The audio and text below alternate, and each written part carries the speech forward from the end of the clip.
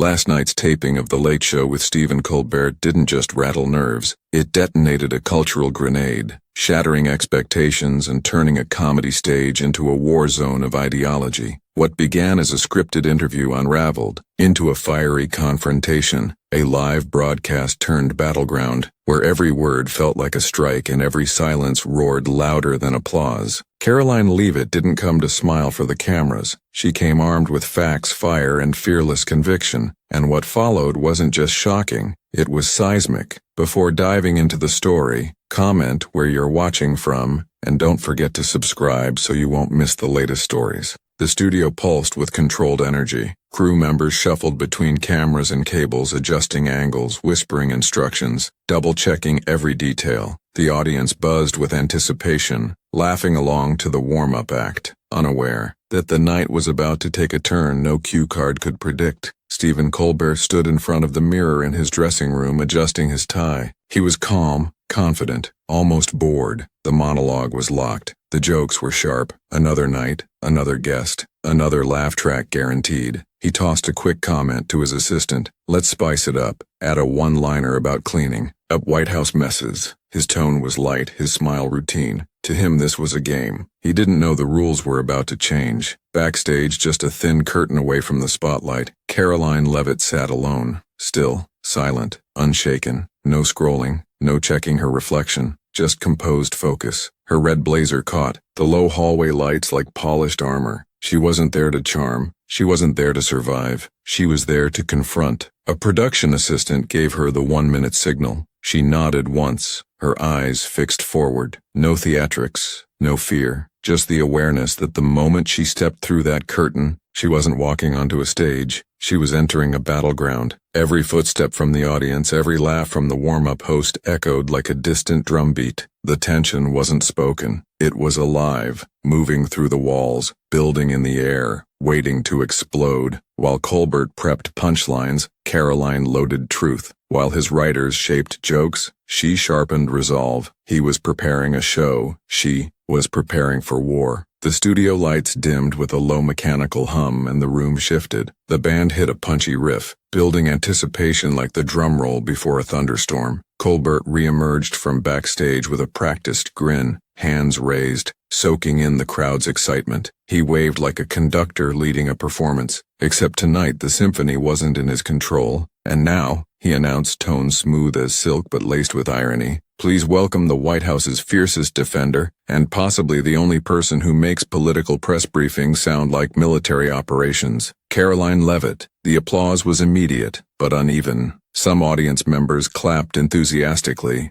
others hesitated. A few let their arms fall to their sides, skeptical of what was about to unfold. And then, she entered. Karoline stepped into the spotlight like it owed her something. Her crimson blazer burned under the stage lights, casting a glow that cut through the air like a flare in enemy territory. She did not wave. She did not pause. Her stride was steady, focused, almost silent, except for the deliberate rhythm of her heels against the studio floor. Her gaze never wandered. It was locked, straight ahead, razor sharp, cutting through the noise. Not on the crowd, not on the cameras, on Colbert. The crowd murmured, unsure how to respond. She wasn't performing. She wasn't smiling. She wasn't here to entertain. Colbert extended a hand. She met it with a grip neither hard nor soft, just controlled, like someone who had no interest in playing games. Welcome to the show, he said, sitting with an exaggerated grin. Karoline lowered into her chair gracefully, crossing her legs, posture upright, hands neatly folded. Thank you, she replied, tone calm, almost quiet, but undeniably firm. No fidgeting, no nervous glance, no shift in energy. She looked like someone who had walked onto dozens of stages before, but tonight this one was hers. Colbert glanced at the audience preparing to speak, but before a word left his lips, you could feel it. This wasn't just an interview. It was a confrontation waiting to ignite, and the match had just been struck. Colbert leaned in, eyes sparkling with rehearsed charm. His fingers drummed lightly on the desk, tapping out a beat only he could hear. The crowd hushed, sensing a shift. as if they were waiting for the punchline to a joke they didn't yet understand. "So, Karoline," he said, voice playful but sharp at the edges, "do you rehearse your responses in front of a mirror, or are you just naturally that confident?" The studio laughed on cue. It was the kind of laughter that filled space rather than meaning, a safety net, a default setting, but it wasn't unanimous. Some chuckled uncertainly, others watched her closely. Karoline didn't blink. She didn't even shift. Her smile came slow, deliberate, like a blade being unsheathed. "Do you test your jokes on staff?" she said softly, "or just pray the audience laughs?" The laugh track shattered. A ripple went through the studio, not loud but deep. It wasn't just funny, it was cutting, precise, and it was real. Some audience members gasped, others clapped, scattered and hesitant. A few even whooped, sensing blood in the water. Colbert arched an eyebrow, his grin momentarily stalling before returning like a reflex. "Touché," he said, adjusting his posture. "I like that." But the tempo had changed. He knew it. She knew it. Everyone watching felt it. Karoline's tone remained level, but her presence grew heavier, commanding the space between them. She wasn't trying to be clever. She was disarming him word by word. The camera zoomed in on her face, unflinching, poised. Across from her, Colbert flipped a cue card slightly off rhythm. He was recalibrating. The crowd, once unified in amusement, was now split. Some laughed out of loyalty. Others stayed silent, watching closely. Uncertainty had entered the room like a fog. What had started as satire was slipping into something else. Not hostility, not aggression, truth. And for the first time, Stephen Colbert, the seasoned master of stage control, was no longer holding all the cards.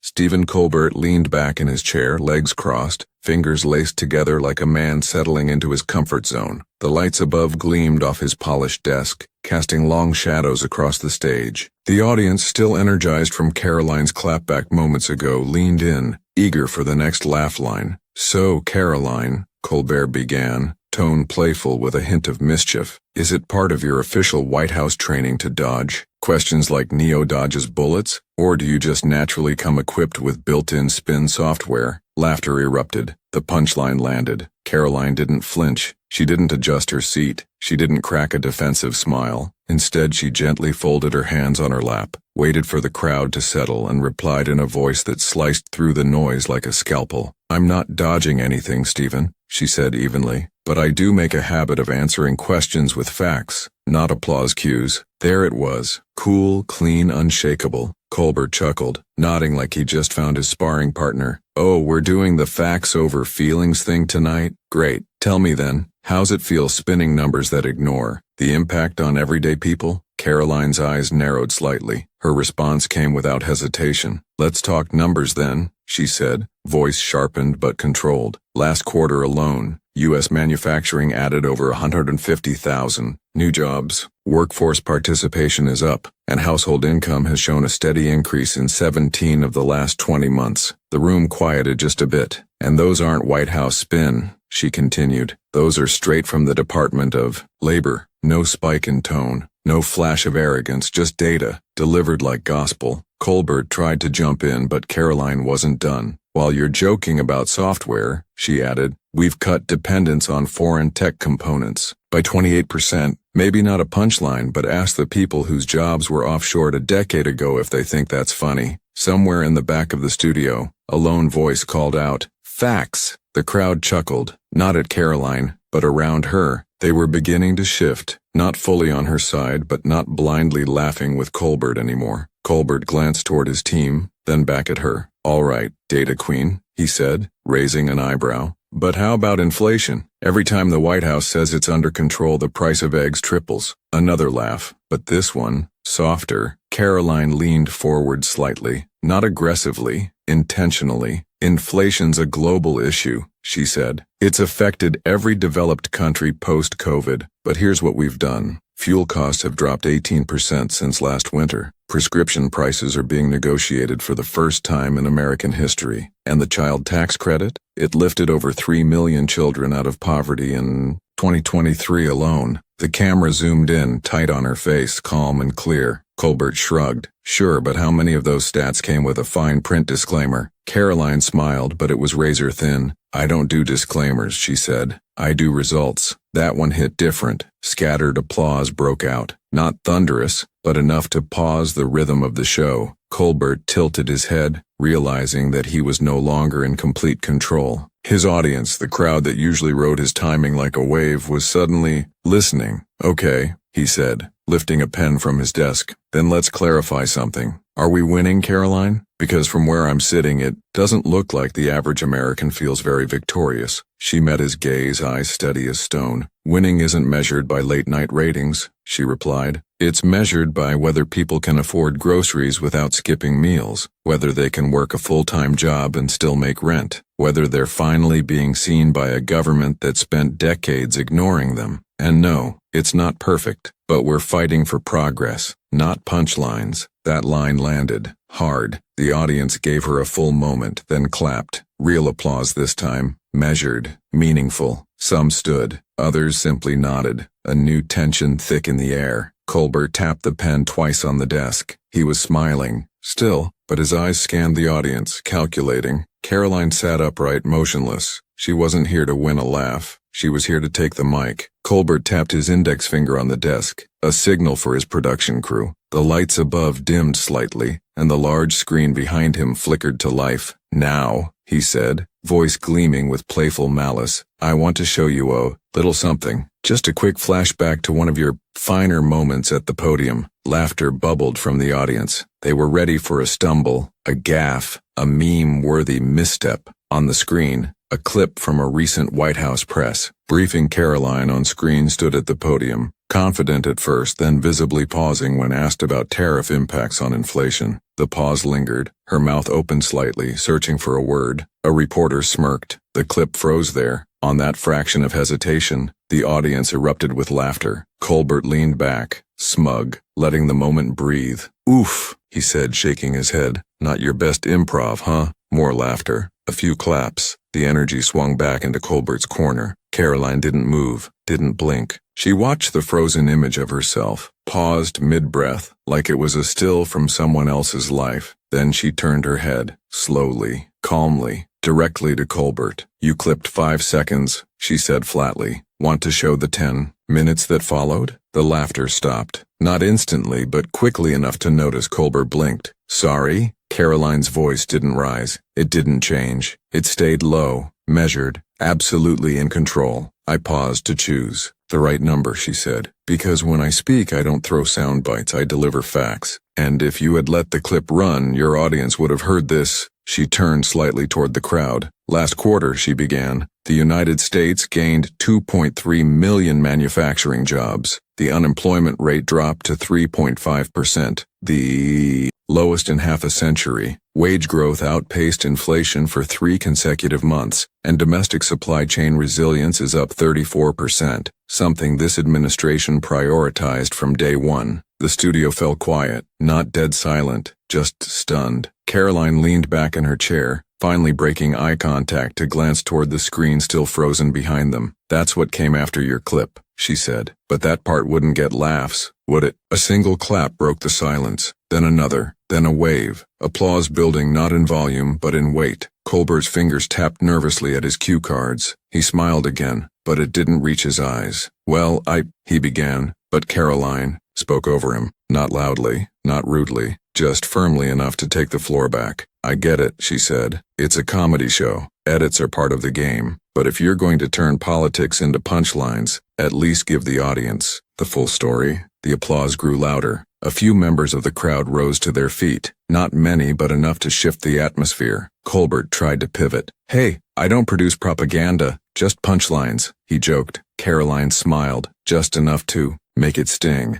And I don't produce pauses, I produce policy. Boom. The audience lost it. Cheers, claps, even a whistle from somewhere near the back row. Colbert raised both hands in mock surrender, his smile cracking into something closer to humility. All right, he said. I walked into that one. Karoline leaned forward, again just enough to take the space between them. You walked into a conversation, she corrected. What you do with it is up to you. It wasn't arrogant. It wasn't condescending. It was surgical, a quiet confidence that no amount of editing could distort. The camera cut to a wide shot, Karoline sitting still, composed, immovable, Colbert adjusting his cards again, like he was trying to reshuffle a hand that had already lost. The crowd wasn't booing him, but they weren't laughing with him either. They were watching her, and for the first time on that stage, it wasn't a comedy show anymore. It was a turning point. Stephen Colbert leaned forward, elbows resting on the desk, voice lower now, more deliberate, more pointed. So let me ask you this, Karoline, he said, his smile tightening into something sharper. How do you defend someone the whole world mocks? A president who's been laughed at in press conferences, ridiculed on global stages, turned into a meme more times than anyone can count. The audience stirred, some chuckling nervously, others murmuring in anticipation. It wasn't a joke anymore. It was personal. Karoline paused, not because she was unsure, because silence, used well, is sharper than any sound. She slowly turned toward Colbert. Her expression didn't change, but her posture did. She uncrossed her legs, sat forward, no longer leaning back like a guest. Now she was present, like a witness. I don't defend mockery, she said, voice even and low. I defend the people who built this country while you were mocking it. The studio fell still. No sound, no shift, just that one sentence hovering like a loaded rifle in the air. Colbert blinked, clearly caught off guard by the weight of her words. Before he could speak, Karoline kept going. I represent the small-town steelworker who hasn't had a voice since his factory closed, she said. The single mother juggling 2 jobs and still making time to vote. The high school grad who didn't go to Harvard but worked 60 hours a week to feed a family. She didn't raise her voice. She didn't need to. The people I stand for aren't obsessed with trending hashtags. They don't care about who scored the most points in a viral clip. They care about keeping their homes, affording groceries, and protecting their children's future. Her tone had shifted. This wasn't dialogue anymore, this was declaration. And while this stage was built for entertainment, she continued, those Americans have been the punchline of political satire for far too long, but they're not laughing anymore. They're listening, and they're done being ignored. The first applause came from stage left, then more, then louder. Not everyone clapped, but the ones who did meant it. Some stood. Colbert tried to interject, raising his hand. But surely you understand the concern. When a leader's words invite criticism, when credibility is questioned globally, Karoline cut in, gently but firmly. Criticism isn't new, Stephen. But when did disagreement become justification for mockery? When did caring about your country become something to ridicule? She turned to the audience now, addressing them directly, not through a camera, but like she was speaking in their living rooms. I'm not here to sanitize politics. I'm here because the people who sent me didn't have a voice until someone dared to speak over the noise. Not with tweets, not with theatrics, but with the truth they live every single day. The camera zoomed in on her face. No smirk, no spin, just clarity. The farmer in Iowa doesn't care what a European diplomat thinks of our president. He cares whether he can afford diesel to run his tractor next week. Colbert adjusted his seat. His usual rhythm had vanished. His next line, whatever it was, felt distant. Karoline sat back again, not in retreat but like someone who had made their point and didn't need to push further. I don't stand behind mockery, she said. I stand beside Americans who've been ignored by the very people laughing at them. The crowd responded, louder now. The applause swelled, lasting longer than any other moment that night. A few boos cut through. It wasn't unanimous, but the momentum was hers. The divide in the studio was no longer subtle. It was a living, breathing part of the show. Half the crowd clapped like they were watching history unfold. The other half sat frozen, uncertain whether to resist or just listen. Colbert exhaled slowly, trying to recenter the mood. Well, he said with a tight smile, I was hoping for a little more levity tonight. Karoline didn't laugh, but her smile this time was warmer, genuine even. Maybe that's the problem, she said. Too much levity, not enough listening. The silence that followed wasn't awkward, it was undeniable. The atmosphere in the studio had shifted. You could feel it in the way the laughter had thinned, in how even Colbert's seasoned delivery now carried a tremble beneath the polish. His smile was still there, but smaller, more cautious. The edge of the room buzzed with silence. He reached toward his desk, grabbing a remote. Well, he said, trying to recover a sense of control. Let's see how the press secretary handles this one. Behind them, the studio screen flickered. Again, a clip rolled. This time, it was from another press briefing. Karoline Leavitt responding to a complex question about international tariffs and job loss projections. The edit was slick. Her sentences were spliced mid-word. The camera angles shifted oddly. A reporter's smirk lingered a beat too long. It was carefully curated to make her look unsteady, unsure, like she was guessing her way through answers. And the laughter it generated from the audience was immediate, but not unanimous. Colbert turned back to her with a grin. Bit of a rough day, huh? Karoline didn't blink. She didn't move. When the clip ended, the screen went dark. The silence it left behind felt heavier than before. Everyone waited for her to laugh it off, for her to play along, for her to show even a flicker of vulnerability. She didn't. Instead, she straightened her posture just slightly, then spoke. "You edited that," she said, her voice like polished glass. "Not just for time, but to manufacture doubt. You removed context, clarity, and everything that followed those 10 seconds. Colbert raised a brow, still smiling, but the glint in his eyes was fading. Karoline turned, not to him but to the audience. "I didn't stammer," she said. "I paused, because I was asked a question about a multilateral trade framework that affects millions of American workers, and I gave a full documented response backed by the Department of Labor, the International Trade Council, and the U.S. Chamber of Commerce." She turned back to Colbert. "That clip? That wasn't truth. That was edited theater, and I don't perform. I lead." The audience erupted, not a gradual build but an immediate wave of applause, loud, passionate, real. Some stood, some shouted, some simply looked stunned. Colbert opened his mouth, reaching for another line, maybe to diffuse, maybe to joke, but the moment was gone. Karoline reached up, slowly, and unclipped her microphone. The studio fell into complete silence. She stood. Colbert leaned forward. "Are we done?" Her eyes met his. "I don't need your stage to speak the truth," she said, and then she walked. No dramatic pause, no wave, no camera glance, just a steady, confident exit, heels clicking against the floor like the ticking of a countdown that had just hit 0. The camera tried to follow her. The crew didn't know whether to cut or keep rolling. The audience turned their heads, watching her stride toward the edge of the frame like she was leaving history, not just a show. Colbert sat frozen, still smiling, but the light in his eyes had dimmed entirely. His fingers gripped the edge of the desk like it might anchor him in a moment slipping away. The room was chaos now. Cheers surged, echoing off the studio walls. Some in the crowd chanted her name. Others sat stunned, trying to process what they had just witnessed. Someone in the back screamed, "That's how you do it." Colbert finally exhaled. "Well," he said, voice straining to maintain its old rhythm, "she certainly brought the heat." The laugh he got in return was thin, hollow, not because it wasn't clever, because the show had already ended. The story wasn't his anymore. The moment Karoline Leavitt walked off that stage, the show was over. But online, it had just begun. Within 60 seconds of her exit, the first TikTok clip hit the feed. Shot from the front row, blurry but electric, it captured her final line. Word for word, "I don't need your stage to speak the truth." It was edited in slow motion. The audio dipped. A dramatic bass line dropped. Someone added fire emojis and layered a gladiator helmet on her as she walked off screen. It was ridiculous. It was perfect. It exploded. By the 10-minute mark, the hashtags were trending. Karoline dominates. Colbert shook.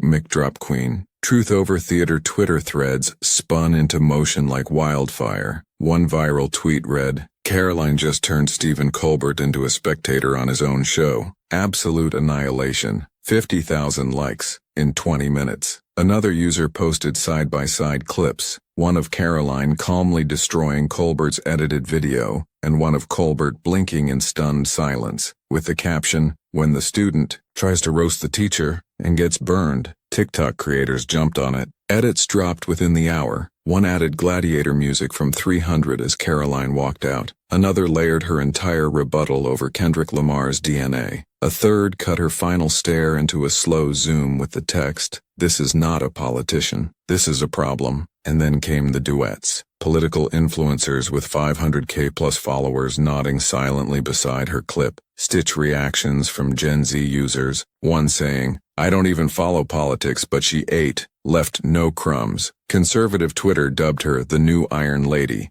Even users with neutral or liberal leanings couldn't deny it. Not a fan of her politics, but that was a masterclass. Within the hour, Karoline's Instagram gained 210,000 new followers. Her Twitter jumped by 400K overnight. People started tagging her in memes, reels, and videos saying, "Where were you when the mic hit the floor?" By the end of the night, TikTok had 12 trending audios featuring her walkout. The mainstream media had no choice but to cover the moment. It was already outpacing every other trending story. Fox News went first, breaking Karoline Leavitt shuts down Colbert. Truth wins on live TV. Their primetime lineup covered it like a political triumph. Tucker-style commentary returned. She didn't just debate, she dismantled. Colbert wasn't interviewing, he was outmatched. They rolled the full unedited press briefing clip, letting viewers see the context Colbert tried to bury. On CNN, things were more complicated. They opened with a cooler headline, "Late Night, Interview Derailed by Tension," but even they couldn't hide the story's momentum. The panel was split. One analyst admitted, "You can disagree with her stance, but she came prepared," and Colbert wasn't. Another quietly nodded. That wasn't an interview, it was a power shift. MSNBC framed it as a media mishap. Their on-screen graphic read, "When the guest rewrites the script," literally. Their media analyst warned, late-night shows aren't ready for serious guests, and when they try to play games, sometimes the guests play back harder. Meanwhile, Newsmax ran a banner, "Leavitt, facts first, jokes second." They aired the entire segment in a reaction breakdown, pausing after each Karoline quote with labels like, "Fact check, true, mic check, cleared, host, reaction, stunned," and then came the memes. One image showed Colbert blinking mid-sentence with the caption, "When your joke dies on impact." Another used the classic Drake format, Drake rejecting, witty late-night banter, Drake approving, 2.3 million manufacturing jobs. A viral caption over her walkout read, "She brought receipts, not rehearsals." Instagram filled with edits of her face in grayscale, zooming slowly as her quote played in the background, "I don't perform, I lead." It became the unofficial slogan of the event. People posted it on shirts, mugs, even phone wallpapers. One Gen Z influencer posted a video simply titled, "This is how you deal with fake narratives." It hit 3 million views in 4 hours. Even comedians had to weigh in. A stand-up clip went viral that night. Colbert tried to roast her and she left him medium well done. "I haven't seen a mic drop like that since Kendrick at the Grammys." Colbert's own team reportedly held an emergency meeting the next morning, trying to reframe the viral moment. A leaked source from production said, "We expected a segment. We got a cultural moment instead, and we weren't ready." Meanwhile, Karoline had said nothing, no tweets, no statements, no follow-up, just one Instagram story of her walking down a hallway, mic in hand, with the caption, "I don't need a stage." The next morning, under the sharp lights of the White House press briefing room, Karoline Leavitt stood behind the podium, unshaken, unbothered, and unmistakably in control. No music, no stage cues, no audience planted for laughs, just her, a sea of reporters, and a silence heavy with curiosity. She wore a navy blazer this time, minimal makeup, a single folder resting on the podium. One reporter raised their hand. "Miss Leavitt, do you regret walking off the Late Show last night?" The room leaned in, recorders ready. Karoline didn't hesitate. "Regret?" she echoed, raising an eyebrow. "None. The truth doesn't ask for permission." She didn't raise her voice. She didn't need to. Another reporter asked whether she'd respond to the media spin online. Karoline offered a small, measured smile. "The media can spin clips. The people saw the full picture." And with that, she turned back to the folder, flipping it open with practiced calm. But outside that room, the storm was still raging. She walked onto that stage as a guest, and walked off as a reckoning. Karoline Leavitt didn't just survive Colbert's comedy arena, she turned it into a courtroom. She didn't match sarcasm with sass. She met mockery with metrics. She answered edited footage with unfiltered truth. And when the time came, she didn't storm out. She exited like someone who had already won. The moment wasn't just viral, it was iconic. Not because she shouted, not because she embarrassed anyone, but because she reminded the country, Grace, clarity, and courage still hit harder than applause lines, and while late-night shows might move on to their next guest, the audience won't forget the one who brought more than a personality. She brought purpose. In an age of viral clips, Karoline became a symbol of something rare, a voice that refused to be boxed in, edited down, or laughed off. She didn't need the lights. She didn't need the mic. She just needed 5 seconds of truth, and the world listened.